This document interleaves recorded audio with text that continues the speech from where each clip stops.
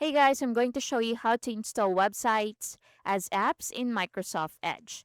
If you want your favorite website to work like a desktop app, Microsoft Edge lets you install supported websites as apps, giving them their own window, taskbar icon, and quick access without opening a full browser tab. So to start, open Microsoft Edge, then visit the website you want to download or install. So let's say, for example, Twitch. So let's search for Twitch. Then from here, click the three dots in the top right corner. Then scroll down and select More Tools.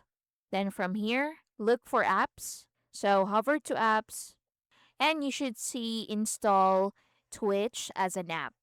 So it says here open in Twitch because I've already installed it. But if you haven't done so, you should see Install Twitch as an app in here.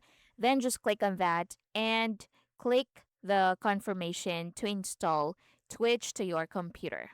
So the website will open in its own window and can be pinned to your taskbar, start menu, or desktop for easy access. So hover over to your taskbar, then right click on it and just click pin to taskbar.